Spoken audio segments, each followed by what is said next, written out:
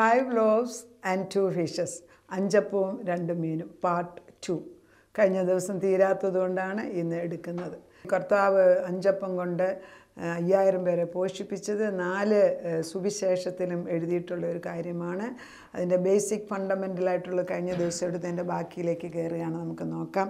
അങ്ങനെ കർത്താവ് പറയുന്നത് എന്താണ്? ഭക്ഷണമില്ല. ഇത്രയും പേർക്ക് 5000 പേർക്ക് ഭക്ഷണം കൊടുക്കാനായിട്ട് യേശു ക്രിസ്തു ശിഷ്യന്മാരോട് പറയുന്നു. അവർ എന്താ ചെയ്യുന്നത്? അവർ വന്ന് നോക്കിയിട്ട് അവരുടെ സ്വയബുദ്ധിക്കനുസരിച്ചിട്ട് അവർ പല കാര്യങ്ങൾ ഉത്തരം കൊടുക്കുകയാണ്. എത്ര അവർ കാൽക്കുലേറ്റ് ചെയ്യണം. കണക്കറിയാവുന്നവർക്ക് 2000 റിയാൽ കൊടുത്താൽ ഇവർക്ക് ഇത്രയും പേർക്ക് ഭക്ഷണം കൊടുക്കാൻ നോക്കും. അതിന് ഈ മരുഭൂമിയിൽ എവിടെയാണ് കടയുള്ളത്? 3. ഇതെല്ലാം അസാധ്യ കാര്യങ്ങളാണ്. 3 ഞങ്ങളെല്ലാവരോടും ചോദിച്ചു കഴിഞ്ഞിട്ട് ആ കൂടെ ഒരു ബാലൻ്റെ കയ്യിൽ 5 അപ്പവും 2 മീനും. അതല്ല, അവരെല്ലാവരും പാക്കറ്റ് കൊണ്ടുവരുന്നായിരുന്നെങ്കിൽ എല്ലാവരുടെയും കയ്യിൽ 5 അപ്പവും 2 മീനും ആയിരുന്നു. പല ഭക്ഷണമല്ലേ കൊണ്ടുവരുന്നത്. അപ്പം ദൈവത്തിൻ്റെ സത്യത്തെ, അതിൻ്റെ സത്യത്തിൻ്റെ മഹത്വത്തിൽ കാണുമെങ്കിൽ സത്യത്തിൻ്റെ ആത്മാവ് വരണം. നമ്മൾ ഓരോരുത്തർ പഠിച്ചെന്നും പറഞ്ഞൊന്നൊരു കാര്യമൊന്നുമില്ല. പരിശുദ്ധാത്മാവ് പഠിപ്പിക്കണം നമ്മളെ. ഇതൊക്കെ പറയുമ്പം പലർക്കും പിടിക്കത്തില്ല, സാരമില്ല. എങ്കിലും സത്യമായിട്ട് വിളിച്ചു പറയണം. അപ്പം വാട്ട് ഡു ദ ഫിഷ്, അതായത് ഫിഷ് എന്തിനെക്കുറിച്ചാണ് സിംബലൈസ് ചെയ്യുന്നത്? The Greek word for fish is ichthys. Ichthyos എന്ന് നമ്മൾ പറയുമായിരുന്നു. അതായത് ഈ ക്രിസ്ത്യൻസ് എന്നുള്ള പേര് ആ കാലങ്ങളിൽ, പൗലോസിൻ്റെ കാലം വരെ ക്രിസ്ത്യൻസ് എന്നുള്ള പേര് ഉപയോഗിക്കുന്നില്ല. അവരെ നേർവഴിക്കാരെന്നാണ് വിളിച്ചുകൊണ്ടിരുന്നത്.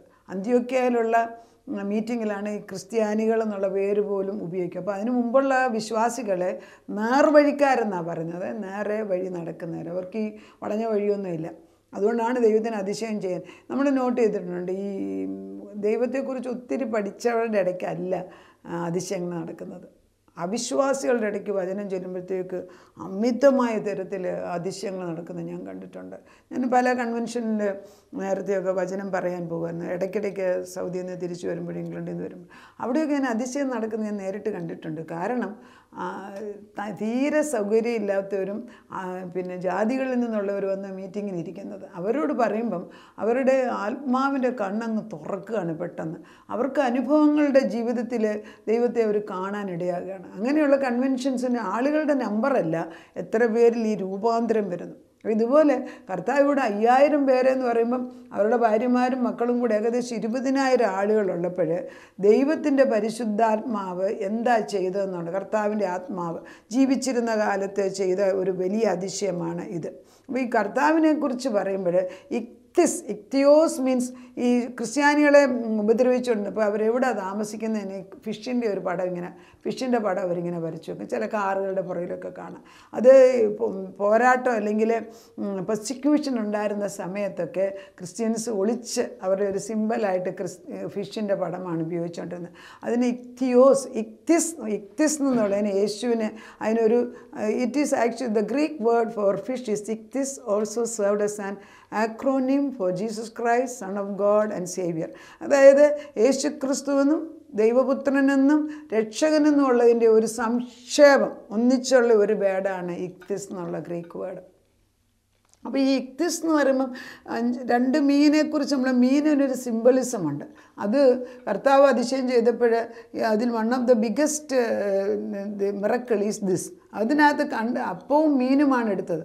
അപ്പം ദൈവത്തിൻ്റെ ശരീരം. മീനെന്ന് പറയുന്നത് കർത്താവിനെക്കുറിച്ച്, മീനെക്കുറിച്ച് പറഞ്ഞ് കർത്താവിൻ്റെ പേര് അതിനകത്ത് വരുന്നു. Jesus Christ, Son of God and സേവിയറിൻ്റെ ഒരു സംക്ഷേപമാണ് ഇക്തിസ് എന്ന് പറയുന്നത്. അത് ഫിഷിനെ സിംബലൈസ് ചെയ്താണ്. Fish represents faith, God's creative power and Jesus teaching. Fish എന്ന് പറയുന്നത് വിശ്വാസവും ദൈവത്തിൻ്റെ കർത്താവിൻ്റെ സൃഷ്ടിയെക്കുറിച്ചും സൃഷ്ടി കഴിവിനെക്കുറിച്ചും കർത്താവിൻ്റെ പഠിപ്പിരിക്കിനെക്കുറിച്ചാണ് ഫിഷിനെക്കുറിച്ച് റിപ്രസെൻറ്റ് ചെയ്യുന്നത്. നമ്മൾ നോക്കിയാൽ, ഞാൻ ഈ വചനമൊക്കെ പഠിപ്പിക്കുന്ന സമയത്ത് ഞാൻ കണ്ടിട്ടുണ്ട്, പ്രാർത്ഥിക്കുന്ന ഉടനെ സൗദി വെച്ച് പ്രത്യേകിച്ച് അവിടെ ഈ നമുക്ക് ചുറ്റുപാട് വരാം. നമ്മൾ കുറച്ച് പേര് മാത്രമേ ഇന്ന് പ്രാർത്ഥിക്കും നമ്മൾ കാണും.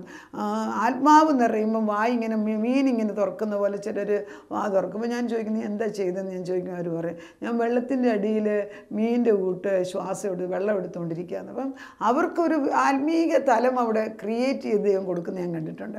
അതേപോലെ ഒരു ഹിന്ദു സ്ത്രീ എൻ്റെ അടുക്ക വന്നു വെച്ച്, ഞാൻ ഇതുപോലെ കൊട്ടാരക്കര വെച്ച് വചനം പറഞ്ഞു വന്നപ്പോൾ അവരെന്നോട് പറഞ്ഞു, ആൻറ്റി ഞാൻ വെള്ളത്തിനകത്ത് ഇങ്ങനെ നിൽക്കുന്ന ഒരു ഫീലിംഗാണ്, എനിക്ക് മുഴുവൻ മുഴുവൻ സമയമുണ്ട്. ബിക്കോസ് സ്നാനം എടുക്കുന്ന പോലെ എനിക്ക് തോന്നിക്കുന്നു. ഒരു ഹിന്ദു സ്ത്രീയെ ദൈവം ഉടനെ തന്നെ സ്വീകരിച്ചെടുക്കുന്നതായിട്ട് ഞാൻ കാണാനിടയായിട്ട്. ഇതൊക്കെ കാണുമ്പോൾ ദൈവത്തിന് പരിമിതിയില്ല. നമ്മൾ ദൈവത്തിനെ ഒരു കുപ്പിയിലാക്കാതിരുന്ന് വെച്ചാൽ മതി. അപ്പം fish represents faith, God's creative power and Jesus' teaching. അപ്പോൾ ഈ 5 അപ്പവും 2 മീനും നമ്മളെ പഠിപ്പിക്കുന്നത് ഇത് 5000 പേര്. It actually shows the intimacy with the Lord. The feeding symbolizes God's provision and the need to trust Him, and it signifies the yielding to God's will. And Christians are encouraged to recognize their blessings and trust in God's sufficiency for their lives. അതായത് 4 കാര്യങ്ങളാണ് ഈ 5 അപ്പവും 2 മീനും 5000 പേരെ പോഷിപ്പിക്കുന്നത്. ദൈവവുമായിട്ട് ഉറ്റ ബന്ധമുള്ളവർക്ക് ഇത് അനുഭവിക്കാൻ. അതായത് ശിഷ്യന്മാർക്ക് കർത്താവിൻ്റെ സന്നിധിയിൽ ചെന്ന് പ്രശ്നം പരിഹരിക്കാൻ പറയുകയാണ്. നമ്മളതാണ് ചെയ്യേണ്ടത്. നമുക്കൊരു പ്രശ്നം വരുമ്പം നമ്മൾ അവിടെ ഇവിടെ ഓടി നടക്കും. അതിന് പകരം കർത്താവിന് you should have that intimate relationship. അതായത് നമ്മളിപ്പം ഒരാവശ്യം വരുമ്പോൾ ഒരാളെ വിളിക്കുമ്പോൾ എപ്പോഴും സ്നേഹമുള്ളവരാണെങ്കിൽ ഇങ്ങനെ ഒരാവശ്യമുണ്ടെന്ന് പറയാനെടുക്കും. പക്ഷെ ഒരിക്കലും വിളിക്കാമെന്ന് വെച്ചാൽ നമുക്ക് കുറച്ച് കാശുവാണെന്ന് മാത്രമായിട്ട് ഒരാളെ വിളിച്ച് പറയാം. എത്ര വലിയ ആളും ബന്ധമുണ്ടെന്ന് അവർ പറയും, പോയിട്ട് വരാൻ പറയും. Because there is no connection, intimacy ഇല്ല. അപ്പോൾ ക്രിസ്തുവുമായിട്ട് ഒരു ഇൻറ്റിമസി വരണം. അതായിരിക്കണം നമ്മുടെ ഫെയ്ത്തിൻ്റെ ഫൗണ്ടേഷൻ. നമ്മൾ ക്രിസ്തു ഒരു വ്യക്തിയായിട്ട് ഭൂമിയിൽ വന്ന് നമ്മളുമായിട്ടുള്ള സ്നേഹബന്ധത്തിന് ആ intimate relationship. 2 God's provisions and the need to trust. ദൈവം നമ്മുടെ ആവശ്യങ്ങളെ നിറവേറ്റി തരാൻ വിശ്വസ്തനെന്ന് നമ്മൾ വിശ്വസിക്കണം. അതിനാണ് പഴയ നിയമത്തിൻ്റെ പ്രയോജനം. പഴയ നിയമത്തിൽ 40 വർഷവും ഇവരുടെ ഭക്ഷണം കൊണ്ട് ഏതായാലും, അല്ലെങ്കിൽ നമ്മൾ പറഞ്ഞേന് അവർ പൊക്കിക്കൊണ്ടുവന്ന ഭക്ഷണമാണ്, അത് അവർക്ക് അനുവദിച്ചില്ലല്ലോ. പെട്ടെന്നാണ് അവരെല്ലാം ഉള്ളതെല്ലാം എടുത്ത് ഇട്ടേച്ച് അവർക്കുള്ളതെല്ലാം കൂടെ ഈ ചെങ്കടലിൻ്റെ അടുക്ക വരുമ്പോഴത്തേക്ക് അവരുടെ കയ്യിൽ ഒന്നും ഇല്ല. സത്യം പറഞ്ഞാൽ അതേപോലെ ഭക്ഷണത്തിന് വേണ്ടി ഒരു കരയുണ്ടല്ലോ, അവരുടെ വെള്ളം ഉണ്ടായിരുന്നിട്ട് ചോദിക്കണ്ടല്ലോ. അപ്പോൾ വെള്ളമില്ല, ഭക്ഷണമില്ലാത്ത സന്ദർഭങ്ങളിൽ ദൈവം തമ്പുരാൻ പാറയെ പിളർന്ന് വെള്ളം കൊടുത്തു. 40 വർഷത്തേക്ക് ഇവരുടെ മരുഭൂമി യാത്രയിൽ വേണ്ട ഭക്ഷണം മന്ന, അതായത് ശക്തന്മാർ ഭക്ഷിച്ച ദൈവത്തിൻ്റെ മന്ന അവർക്ക് പൊഴിച്ചു കൊടുക്കരുത്. ആ ഒരു ദൈവം ഇപ്പോൾ ഈ 5000 പേര് അല്ല 20,000 പേർക്ക് കൊടുക്കാൻ പ്രയാസമുള്ളത്. അന്നേരം എല്ലാവരുടെയും പാക്കറ്റ് ഉറപ്പിക്കണോ? ഒരിക്കലും ആവശ്യമില്ല. ആരാണ് എൻ്റെ മുമ്പിൽ നിൽക്കുന്നത്, ആരോടാണ് ഞാൻ പറയുന്നത്? ഇറ്റ്സ് വെരി ഇമ്പോർട്ടൻറ്റ് ആ ഒരു കണക്ഷൻ. അതായത് ഇപ്പം എൻ്റെ വീട്ടിൽ എൻ്റെ ഒരു അപ്പനോ അല്ലെ വലിയപ്പനോ ധാരാളം പണമുണ്ട് എങ്കിൽ ഞാൻ വല്ലവരുടെ മുമ്പിൽ പോയി ചോദിക്കത്തില്ല. എനിക്കൊരാവശ്യം വരുമ്പം ഞാൻ അപ്പോൾ അങ്ങോട്ട് വരികയാണ്, എന്തിനാ മോളെ വരുന്നതെന്ന് ചോദിക്കും. അക്സ എന്ന് പറഞ്ഞ ഒരു മകള്, പിന്നെ കാലേബിൻ്റെ മകളാണ്.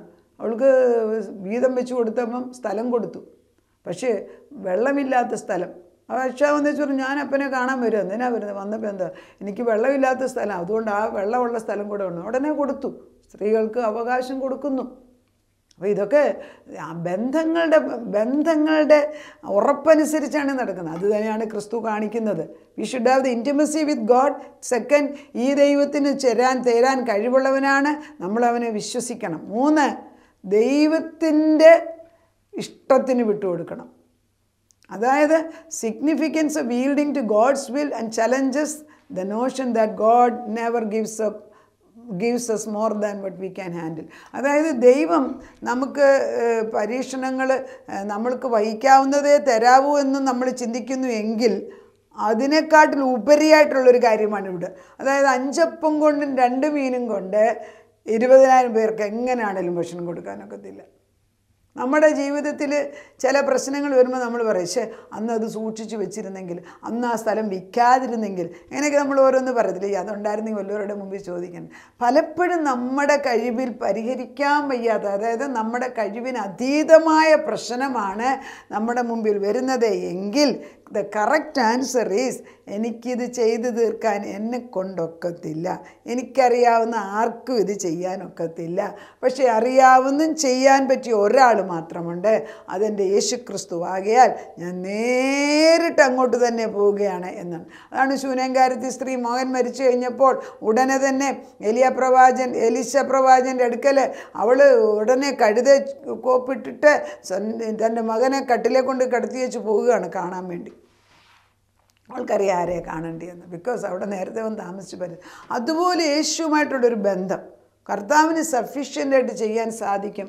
അവൻ നമ്മുടെ കഴിവിന് ഉപരിയായിട്ട് അല്ലെ നമുക്ക് ചെയ്യാൻ വയ്യാത്ത സാഹചര്യത്തിൽ അവൻ നമ്മുടെ പ്രശ്നം പരിഹരിക്കാൻ മതിയാണ്. 4ാമത്തെ point, Christians are encourage to recognise the blessings and trust in God sufficiency in for their life. നമ്മുടെ ജീവിതത്തിന് ആവശ്യമുള്ള പണമോ നമ്മുടെ ആവശ്യത്തിനുള്ള ആരോഗ്യമോ നമ്മുടെ കുഞ്ഞുങ്ങളെ നോക്കാനുള്ള കാര്യമോ ചെയ്തു തരാൻ പറ്റിയ ഒരു ദൈവമാണ്.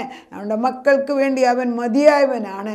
ഞാനും അവൻ്റെ മകളാണ് അല്ലെ മകനാണ് എന്നുള്ള ഉന്നത പദവി നമ്മൾ മനസ്സിലാക്കി കഴിയുമ്പോൾ ദൈവത്തിൻ്റെ സാന്നിധ്യം കൂടുതൽ നമുക്ക് മനസ്സിലാക്കാൻ സാധിക്കും. അപ്പോൾ ഈ 5 അപ്പവും 2 മീനും കൊടുത്ത് 5000 പേരെ പോഷിപ്പിച്ചു എന്ന് പറയുമ്പോൾ സ്വയബുദ്ധി കൊണ്ട് ചെയ്യാനൊക്കത്തില്ല.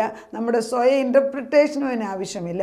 അസാധ്യമെന്നുള്ളൊരു കാര്യം ദൈവസന്നിധിയിൽ ചെയ്തെടുക്കാൻ എളുപ്പമാണ് നമ്മളെ പഠിപ്പിക്കുക. അതിന് ചുമ്മാതെ നൽകുന്നത് ദൈവവുമായിട്ടുള്ള ബന്ധം വരണം. 2, ദൈവത്തിന് ചെയ്യാൻ സാധിക്കുന്നതാണ് നമുക്ക് മനസ്സുകൊണ്ട് തന്നെ വിശ്വസിക്കണം. എൻ്റെ കഴിവിന് അതീതമാണ് നമ്മൾ അധികം മനസ്സിലാക്കി ചെന്ന് പറഞ്ഞാൽ എനിക്കിത് ചെയ്യാനൊക്കത്തില്ല. പലപ്പോഴും അമ്മമാരെന്നെ വിളിച്ചു പറയും, അവരുടെ മോൻ കള്ള് കുടിക്കുന്നു. മോൻ തന്നെയല്ല, കൊച്ചുമോനും കള്ള് കുടിക്കുന്നു. അത് ഞാൻ അവർക്ക് വേണ്ടിയൊക്കെ പ്രാർത്ഥിക്കുമ്പോൾ ഞാൻ കാണുന്നവരെ ക്രൂശെല്ലാം കൊണ്ട് തറച്ച് വെച്ചിരിക്കുകയാണ്. ഞാൻ പറയും, നിങ്ങൾ ക്രൂശ് മരണം ഏറ്റെടുത്തുകൊണ്ടിരിക്കുക, പക്ഷെ ക്രൂശ് ചെയ്യുമ്പോൾ ഒരു ഉയർപ്പില്ലേ? ആ സമയത്ത് നമ്മുടെ ഒരു വാക്കാണ് അവരെ പിടിച്ചു നിർത്തുന്നത്. അപ്പോൾ ഒരു ഉപദേശം കൊടുക്കും, ധൈര്യമായിട്ട് നിൽക്കുക, ദൈവം മാറത്തില്ല. അതായിരിക്കും ചിലപ്പോൾ. അതുപോലെ നമ്മൾ we should be thinking that we should be encourage that blessings and the trust in God is sufficient. ദൈവത്തിൻ്റെ അനുഗ്രഹം പ്രാപിക്കാൻ ദൈവത്തോടുള്ള ആ ഒരു അടുപ്പം, ട്രസ്റ്റ് മീൻസ് അവനെ നമ്മൾ ആശ്രയിക്കുകയാണ്. വിശ്വാസത്തെക്കാട്ടിൽ എബവാണ് ട്രസ്റ്റ് കേട്ടോ. വിശ്വാസം എന്ന് പറഞ്ഞാൽ നമ്മൾ ആശിക്കുന്നതിനെക്കുറിച്ചുള്ള ഉറപ്പ്, കാണാത്തതിനെക്കുറിച്ചും. പക്ഷേ ട്രസ്റ്റ് എന്ന് പറയുന്നത് എന്താണ്? അവൻ തരും.